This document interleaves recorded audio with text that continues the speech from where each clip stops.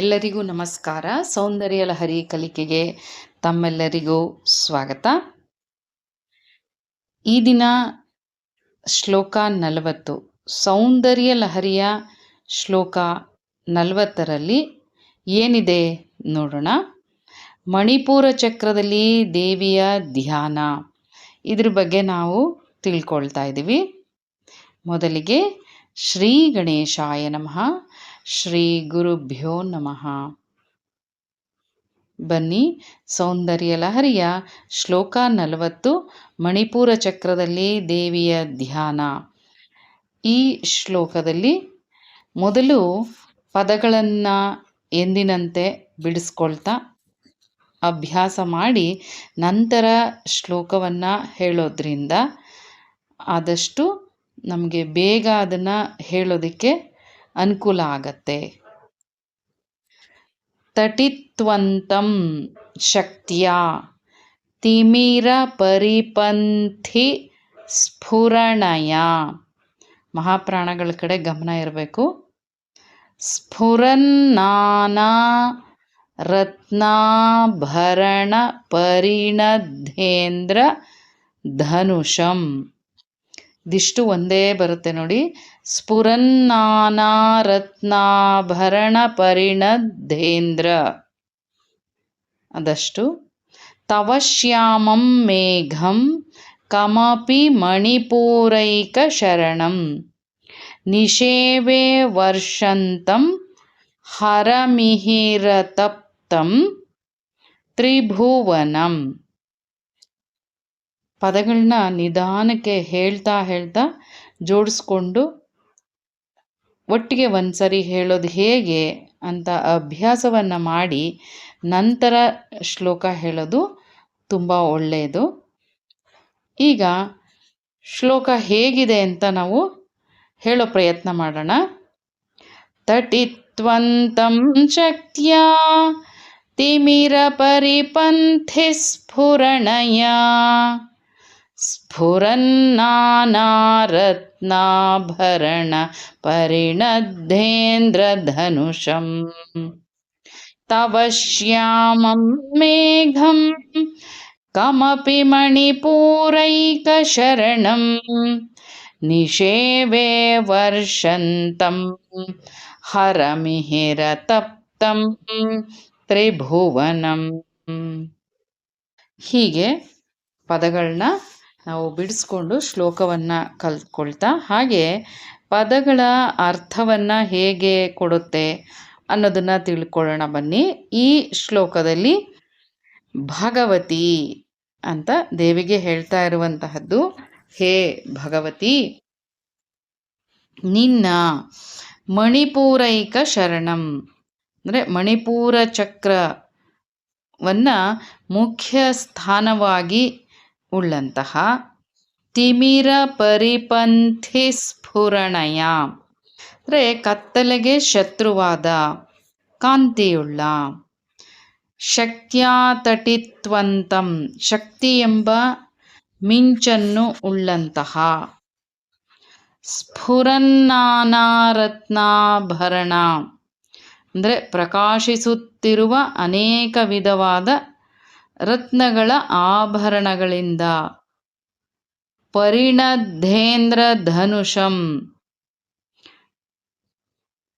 ಅಂದರೆ ಆಭರಣಗಳಿಂದ ಉಂಟಾದಂತಹ ಕಾಮನ ಬಿಲ್ಲನ್ನುಳ್ಳ, ಶ್ಯಾಮಂ ಅಂದರೆ ಕಪ್ಪಾಗಿರುವ, ಹರಮಿಹಿರ ತಪ್ತಂ ಪ್ರಳಯ ಕಾಲದ ರುದ್ರ, ಆ ರುದ್ರನೆಂಬ ಸೂರ್ಯನಿಂದ ತಾಪವನ್ನು ಹೊಂದಿರುವಂತಹ, ತ್ರಿಭುವನಂ ಮೂರು ಲೋಕಗಳನ್ನು, ವರ್ಷಂತಂ ಮಳೆ ಬೀಳುತ್ತಿರುವ, ಕಮಪಿ ಅಂದರೆ ಬಣ್ಣಿಸಲು ಆಗದಂತಹ ಹೇಳಲು ಆಗದಂತಹ, ಮೇಘಂ ಅಂದರೆ ಸದಾಶಿವನ ರೂಪವಾದಂತಹ ಮೇಘವನ್ನು, ನಿಷೇವೆ ಅಂದರೆ ಧ್ಯಾನಿಸುತ್ತೇನೆ. ಇಲ್ಲಿ ಭಗವತಿ ಅಂದರೆ ಭಗವತಿಗೆ ಹೇಳ್ತಾ ಇರುವಂತಹದ್ದು ನಿನ್ನ ಮಣಿಪುರ ಚಕ್ರವೇ ಮುಖ್ಯ ಸ್ಥಾನ. ಈ ಮಣಿಪೂರ ಚಕ್ರದ ಅಂಧಕಾರವನ್ನು ಪರಿಹಾರ ಮಾಡುವ ಶಕ್ತಿ ಮಿಂಚುಳ್ಳ ಹೊಳೆಯುತ್ತಿರುವ ನಾನಾ ರತ್ನಾಭರಣಗಳಿಂದ ರಚಿತವಾಗಿರುವಂತಹ ಇಂದ್ರಧನುಸ್ಸುಳ್ಳವನು, ಶ್ಯಾಮಲ ವರ್ಣದವನು, ಪ್ರಳಯ ಕಾಲದ ರುದ್ರ ಎಂಬ ಶಿವ ಸೂರ್ಯನಿಂದ ಸುಡಲ್ಪಡುತ್ತಿರುವ 3 ಲೋಕಕ್ಕೂ ಮಳೆಯನ್ನು ಸುರಿಸುತ್ತಿರುವ ಅನಿರ್ವಚನೀಯವಾದ ಮೇಘರೂಪನೂ ಆದ ಸದಾಶಿವರೂಪನಾದ ಪಶುಪತಿಯನ್ನು ಧ್ಯಾನಿಸುತ್ತೇನೆ ಅಂತ ಇಲ್ಲಿ ಹೇಳ್ತಾ ಇರುವಂತಹದ್ದು. ಈ ಶ್ಲೋಕದಲ್ಲಿ ಸೌದಾಮಿನಿ ಮೇಘೇಶ್ವರ ಇಬ್ಬರ ಯೋಗದಿಂದ ಮಳೆ, ಇದು ಜಲತತ್ವವನ್ನು ಹೊಂದಿರುವಂತಹದ್ದು.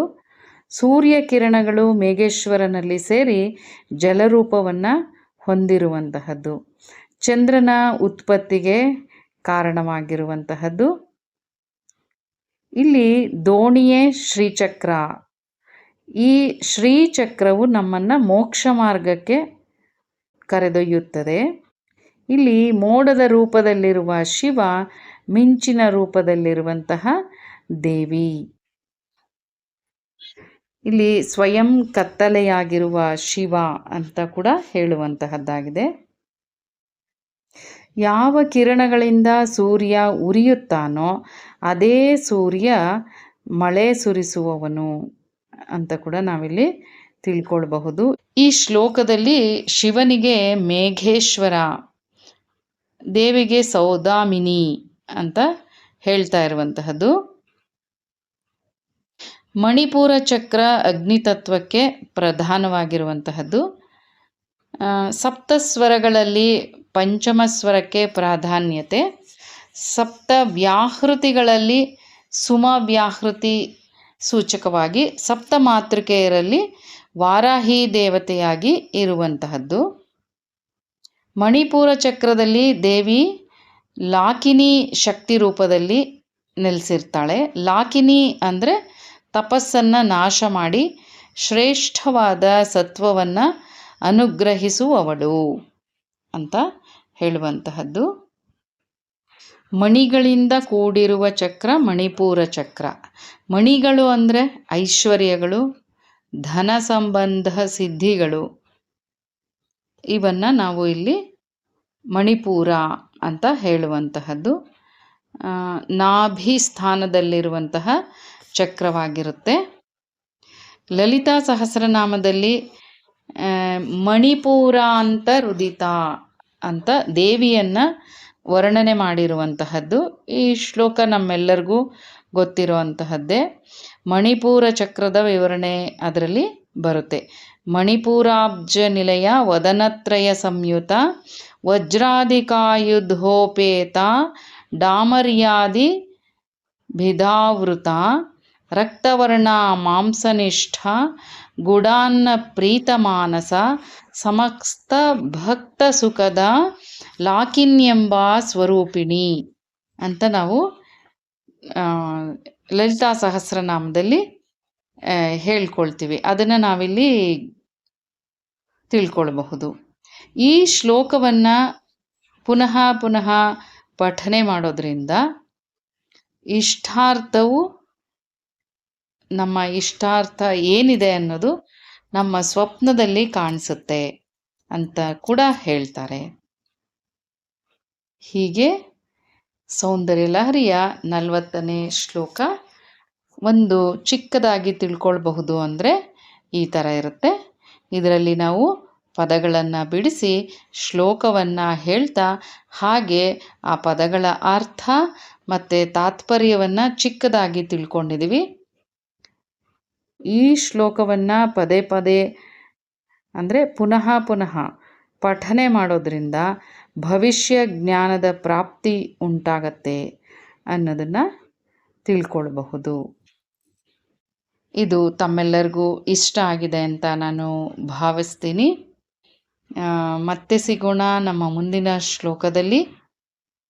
ನಿಮ್ಮೆಲ್ಲರಿಗೂ ಇದು ತುಂಬ ಇಷ್ಟ ಆಗಿದೆ ಅಂತ ಅಂದ್ಕೊಳ್ತಾ ನಿಮ್ಮ ಸ್ನೇಹಿತರಿಗೆ, ಸಂಬಂಧಿಕರಿಗೆ ಇದನ್ನು ಶೇರ್ ಮಾಡೋದನ್ನು ಮರಿಬೇಡಿ. ಸಬ್ಸ್ಕ್ರೈಬ್ ಮಾಡಿ, ಲೈಕ್ ಕೊಡಿ ಅಂತ ಕೇಳ್ತಾ, ನಿಮ್ಮ ಪ್ರೋತ್ಸಾಹ ನಮಗೆ ಯಾವಾಗಲೂ ಮುಖ್ಯವಾಗತ್ತೆ.